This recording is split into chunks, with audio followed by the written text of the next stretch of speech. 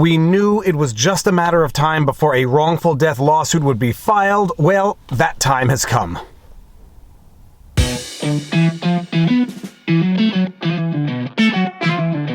Viva Frei, Montreal litigator turned YouTuber, and this is Winnie the Westie, who is already bored and staring me down for some reason. I'm just kidding, he can't actually stare me down because he can't see anything. Alright, this is an update in the Alec Baldwin shooting on the Rust set. We knew a civil lawsuit was coming, it was just a matter of time. Well, that time has come. For those of you out there who may not know what's going on with this incident, I don't believe any such person exists in the United States of America, so I'm not giving the overview of the situation, except to say that there was a shooting on the set of a Western movie being shot called Rust. Alec Baldwin pulled the trigger of a gun that he was told was a cold gun while he was rehearsing for one of the scenes, and he shot and killed the cinematographer in that movie and injured the director who was standing behind her. The cinematographer that Alec Baldwin shot and killed was named Halyna Hutchins, and her family is now filing a wrongful death lawsuit against, we don't know who yet exactly, but I suspect it's going to be against everyone. What do you mean everyone?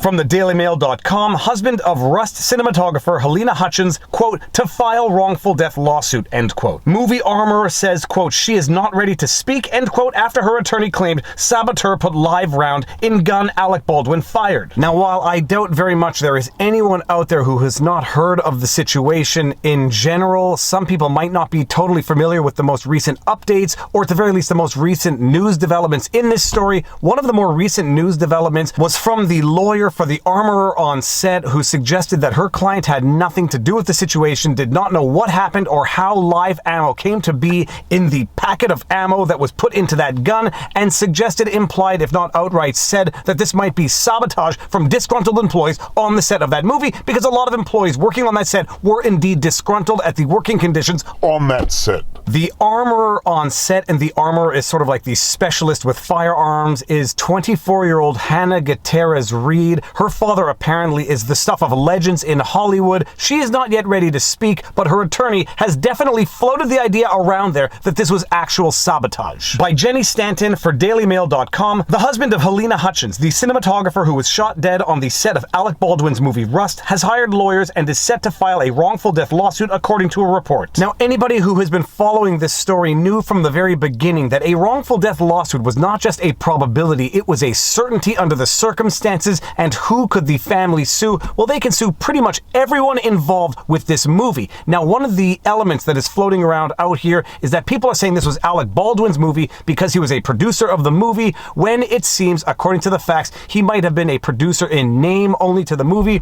But that does not mean that he is not going to get personally sued, and his production company is going to get sued, even if only it was a production company in name. I brought up the Gary Oldman meme because while it was a certainty that the family would sue for wrongful death, who would they sue? Well, they're quite literally going to sue everybody that had a hand in this movie, from Alec Baldwin for literally pulling the trigger, to the armorer for allegedly failing to supervise in the chain of custody of the bullets, to the assistant director who handed Alec Baldwin the gun, to the producers of this movie. Even if they are the producers in name only, the family of Halyna Hutchins is literally going to sue everybody civilly.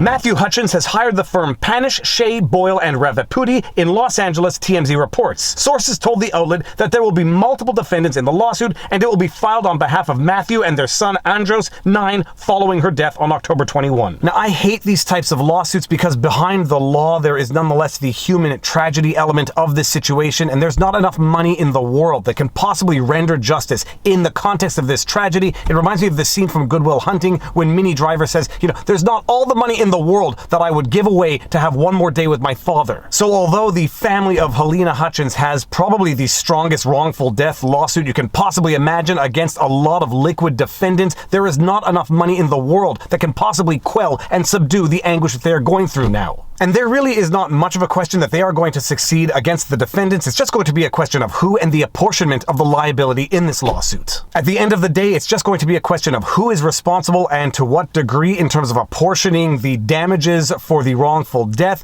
A lot of people out there are going to say the buck stops with Alec Baldwin. He's the one that pulled the trigger, but then you have the assistant director who gave him a gun after calling it a cold gun without having done the proper verifications in order to call it a cold gun. You have the production companies who quite clearly did not create a safe working environment, despite the fact that Alec Baldwin said it was a well-oiled machine. Quite clearly, it was not all that well-oiled of a machine if it led to someone getting killed on set. You have the armorer, Halyna Hutchins, who apparently failed to keep the box of ammo in her chain of possession in custody to know that there would be no chicanery with it, even if there was in fact sabotage. If there was in fact sabotage and you could determine who was the source of the sabotage, you could go after them as well, but ultimately it would be the producers who would nonetheless be responsible for any sabotage that occurred on set. The news of the lawsuit comes as Rust armorer Halyna Hutchins said she's not yet ready to speak about what happened. She told Fox News Digital Wednesday, quote, "It's only been 2 weeks and I'm not ready to speak on it yet. That'll come. At this point in time, I'm just referring and directing everyone to my lawyers," end quote. And by the way, in as much as the general public probably wants to hear from Halyna Hutchins, this is the smart response. This is what Alec Baldwin himself should be doing instead of giving roadside interviews to the press. I've been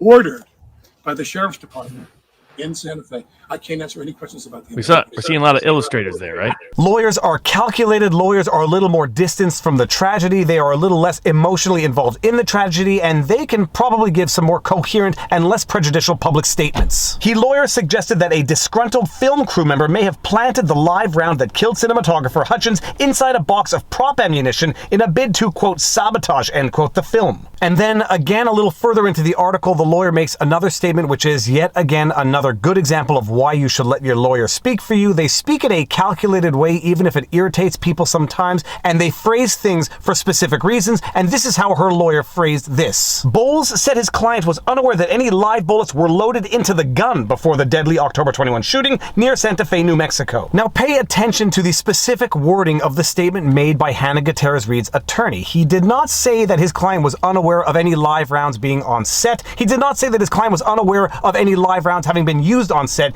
He said his client was unaware of how live rounds got loaded into that gun, and that is a very, very specific statement. Because while the first two statements that I just said might very well turn out to be the case, at the very least, the statement, the way the lawyer put it, is factually correct in that his client does not necessarily know how live rounds got its way into the gun, even if she knew that there were live rounds on set. Call it sneaky, call it deliberate, but call it just the benefit of having a lawyer draft and make your public statements for you, because no doubt certain clients are not able to make these types of statements themselves. Gutierrez Reed has not been named a suspect or charged with any crime in connection with Hutchins' killing, but she retained legal representation. Quote, "There was a box of dummy rounds, and the box is labeled, quote, dummy," end quote, Bowles said. Quote, "Gutierrez Reed loaded rounds from that box into the handgun, only later to find out she had no idea that there was a live round," end quote. The armorer then handed the vintage Colt pistol to Assistant Director David Halls, who in turn passed it on to Baldwin and announced, quote, "cold gun," end quote, indicating that the weapon was safe to use according to authorities investigating the shooting. It may turn out to be factually incorrect, and some people out there might not like this theory of the case or find it a plausible theory of the case, but what you have here at the very least is a lawyer doing his or her job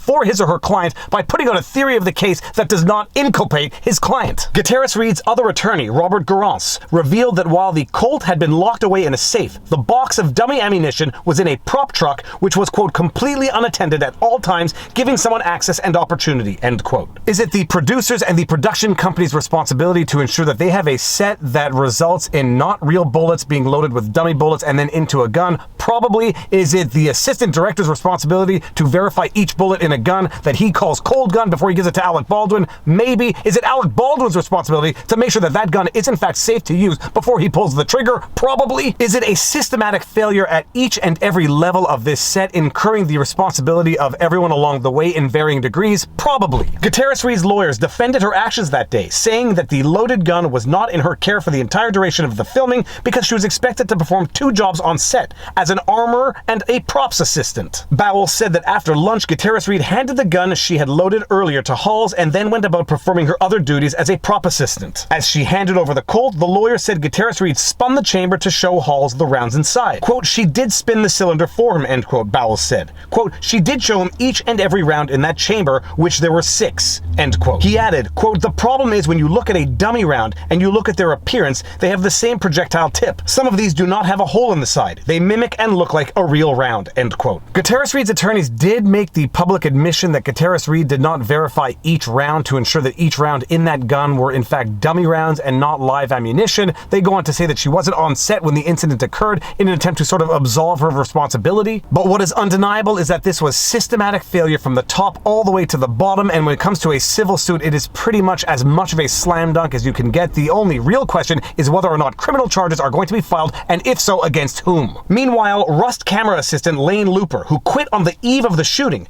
told Good Morning America that there were only 2 safety meetings on set and said production did not take gun safety seriously. Quote, "I think with Rust it was the perfect storm of the armor, the assistant director, the culture that was on set, the rushing, it was everything," end quote, he said. Looper claimed the crew were overworked and exhausted from commuting to and from the set, and he also cited poor gun safety, which he said resulted in 2 accidental weapon discharges and 1 accidental sound effects explosion. If these facts turn out to be true, that there were actually 2 accidental discharges on that very set, it certainly undermines the theory being floated by Gutierrez Reed's attorney of sabotage, and you would sort of go for the Occam's razor type explanation in all of this, that it was just actual negligence in that there were real bullets on set, they were using that gun for target practice or for whatever, and those bullets were in the gun when it was handed to Alec Baldwin and told it was a cold gun. Still, a lot of facts to emerge that could certainly impact a potential criminal prosecution and facts that would have an impact on a civil lawsuit, but one thing is for certain, a civil lawsuit is in fact coming, and it's just going to be a question of who is held most responsible, apportionment of liability, but it seems that everyone really had a hand in the negligence here that led to the death. At the end of the day, this is a tragedy and a potential criminal tragedy at that, and there is no amount of money on earth that could remedy this injustice. It just highlights the importance of basic gun safety, and what is clear from this entire situation is basic gun safety was neglected at every step of the way. To be continued, although the wrongful death lawsuit really is not going to be particularly complex. If you like my videos, you like my content, please be sure to like, share, subscribe, hit the notification bell, and drop a comment in the comment section below because it feeds the algorithm. If you want to support the channel, all of these support links are in the pinned comment. Robert Barnes and I do weekly streams every Sunday. We do weekly streams with a guest every Wednesday called The Sidebar. If you want to find us and support us on Locals, where supporters get a lot of exclusive content, but a lot of content is for everybody in the community, you can find us at vivabarneslaw.locals.com. My content is also on Rumble, so you can catch it there, but more important than anything, take care of yourselves, check in on friends and family, make sure everyone around you is doing well, and now you know your vlog. Peace out. Booyah!